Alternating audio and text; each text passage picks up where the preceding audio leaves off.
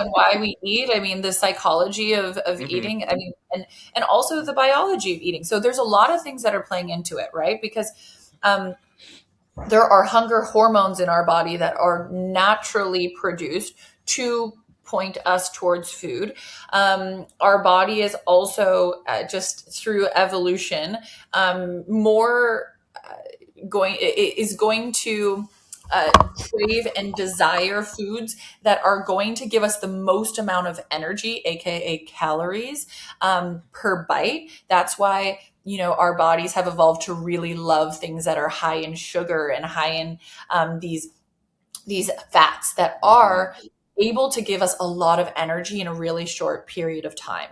Because back pre-evolution, or not pre-evolution, but at the beginning of time, we would have had a really difficult time finding these things, and we would be going long periods of time without food. So whenever you could find something that was high energy, you would take as much of it as you can. So that evolutionary component of our being is no longer very helpful to us because now we have food around us all of the time. So our craving for these very highly palatable foods that have high energy density is actually a downside because we could have so many of them that it actually now becomes problematic.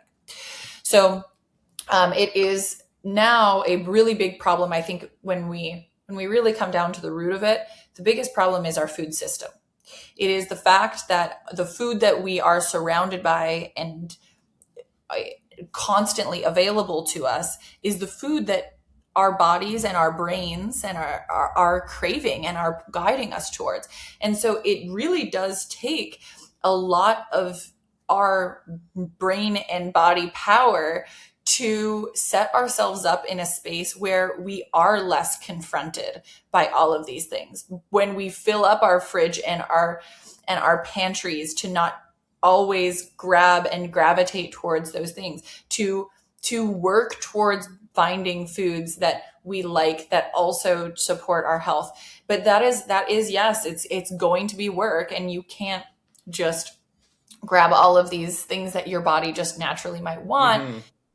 in that way all of the time. You have to fight your temptation. You have to Mhm. fight your desire, pretty much. What you Well, and want, you got to say no.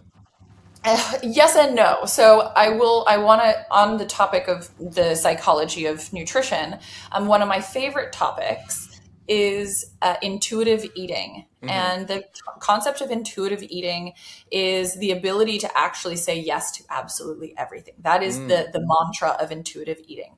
There's no foods that are off limits.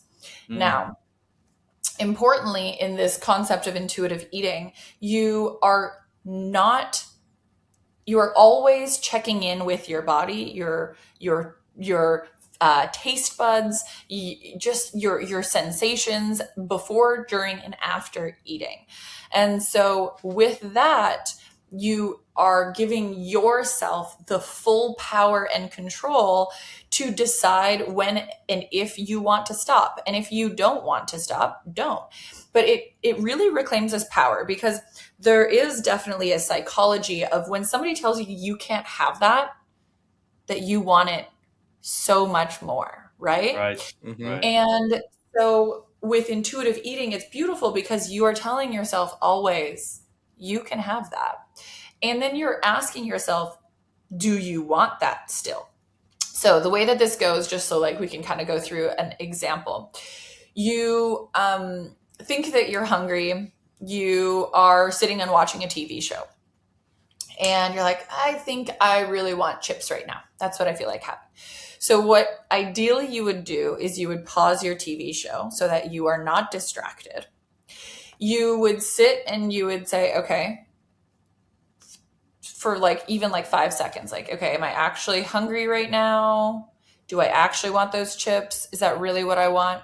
And if you still decide the answer is yes, cool, go and grab those chips. Now you're going to open up the bag and you're going to take a second, smell the chips, have your first one, feel the texture, taste it, literally like close your eyes if you have to and be like, was that like really what I wanted? And did that fuel me? Yes. Okay, great. Now I'm going to have I'm going to continue to enjoy these chips mindfully until I feel like I've had enough. Ideally, not just bringing the whole bag back to the couch and turning Yeah. it on, because that takes out all of the intuition and the connectivity with your body. Right. And you can eat as many of those chips until you are like, you know what, these don't taste as good as I really thought they did, or I'm actually feeling full now, or for whatever reason this is working or not working for me anymore. And then when you're done, you put them away and you go back. And this is ideally how you would handle any of these situations. Now, the way that I just described it, it's like, why would I, oh my God, like so much work that this doesn't sound realistic, but I will say that it is kind of like a muscle that you have to work. And so in the beginning, yes, it's going to be almost like that painstaking for everything that you do. But what you're doing is you're training this muscle in your body to be more intuitive about how you eat. This is something that I had started to practice probably about maybe almost a decade ago. And now, like how I used to eat to how I eat today is drastically different. I can sit down at a meal and talk to people and even have the TV going and be far more aware of my body and when I am full and when I've had too much and what I need. But you do have to train those muscles. So intuitive eating, I'm a big believer of it. There's a book written on it if you're interested. It's incredible. And it will open your mind.